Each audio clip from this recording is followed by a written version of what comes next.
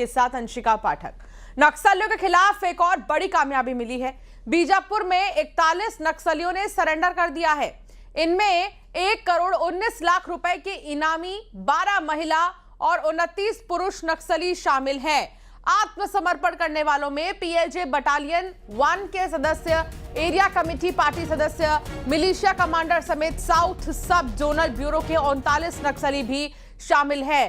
तो एक और बड़ी कामयाबी जो है यहां पर मिली है। बीजापुर में 41 नक्सलियों ने सरेंडर किया है। 1,19,00,000, इनमें 1,19,00,000 रुपए के इनामी है। 12 तो महिला हैं और 29 पुरुष नक्सली शामिल हैं। ये तस्वीर आपको दिखा रहे हैं बीजापुर से एक्सक्लूसिवली। और देखिए, पुनर्वास से पुनर्जीवन में ये जुड़ते हुए अंत की ओर नक्सलवाद। बीजापुर से तस्वीर, 41 नक्सलियों ने सरेंडर किया। आत्मसमर्पण करने वालों में पीएलजे बटालियन 1 के सदस्य हैं। ये वो बटालियन है जिसका मास्टरमाइंड, जिसका लीडर हिडमा था। एरिया कमेटी पार्टी सदस्य, मिलिशिया कमांडर समेत साउथ सब जोनल ब्यूरो के 39 नक्सलियों ने जो है सरेंडर किया है।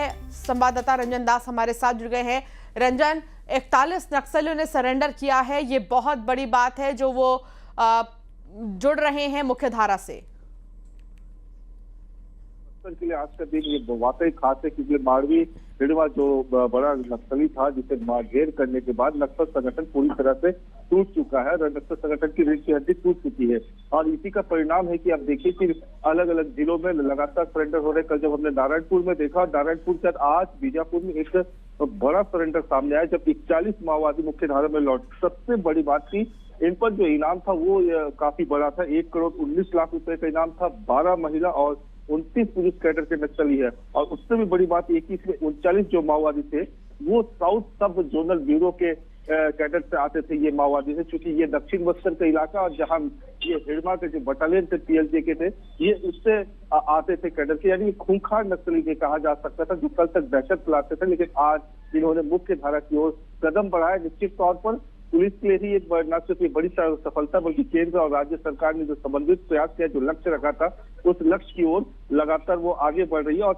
ऐसा इन परिस्थितियों को देखकर लग रहा है कि ये जो 31 मार्च का जो डेडलाइन तय किया गया था, उससे पहले माओवाद का जो खात्मा है वो शायद बस्तर से पूरी तरह से हो जाएगा। बिल्कुल, और ये देखा जा सकता है कि लगातार अब जो नक्सली हैं वो मुख्य धारा से जुड़ रहे हैं और नक्सलवाद का खात्मा हो रहा है। रंजन, बहुत शुक्रिया जानकारी साझा करने के लिए। सरकार की लगातार अपील और सुरक्षा बलों के ऑपरेशन से नक्सलवाद अब खात्मे की ओर है। दंडकारण्य में कई डिवीजन खत्म हो चुके हैं। अब सिर्फ साउथ डिविजनल और पश्चिम डिविजनल में ही कुछ कैडर्स बचे हैं। लेकिन संगठन में प्रवक्ता अभय के पत्र को लेकर सुरक्षा बल अलर्ट है। 6 करोड़ का इनामी सेंट्रल कमेटी का बड़ा लीडर वेणुगोपाल उर्फ सोनू दादा ही अभय के नाम से पत्र जारी करता था। उसने भी बीते दिनों महाराष्ट्र के मुख्यमंत्री के सामने अपने साथियों के साथ आत्मसमर्पण कर दिया। ऐसे में प्रवक्ता अभय के नाम से पत्र जारी होने से सुरक्षा महकमे के कान खड़े हो गए हैं। इस अभय की तलाश के लिए सुरक्षा बलों को अलर्ट कर दिया गया है। बस्तर आईजी ने चेतावनी दे दी है और कहा है कि उसके नाम से कोई अगर पत्र जारी कर रहा है तो वो समझ जाए और सरेंडर कर दे, वरना वो सुरक्षा बलों के निशाने पर होगा। संवैधानिक संगठन ही, उनके किसी प्रकार को कोई जनरल सेक्रेटरी या सेक्रेटरी या प्रवक्ता की आवश्यकता नहीं। लेकिन अभी भी जैसा अभय के नाम पर वो प्रेस रिलीज जारी की जा रही है, वो किसी को मालूम नहीं तो अभय कौन है, लेकिन फिर भी अभी उनकी द्वारा इस्तेमाल की जा रही, उनकी सिग्नेचर को इस्तेमाल की जा रही है अभय के नाम पर। ये सब एक प्रमाण है माओवादी संगठन बिल्कुल अभी दिशाहीन और नेतृत्व हो चुकी है। उनके पास भी मात्र एक ही विकल्प है, हिंसा छोड़कर समाज के मुख्य धारा में शामिल हो जाए, अन्यथा उसका अंत सबके सामने है, जो आने वाला बहुत जल्दी होने वाला है। और अब बात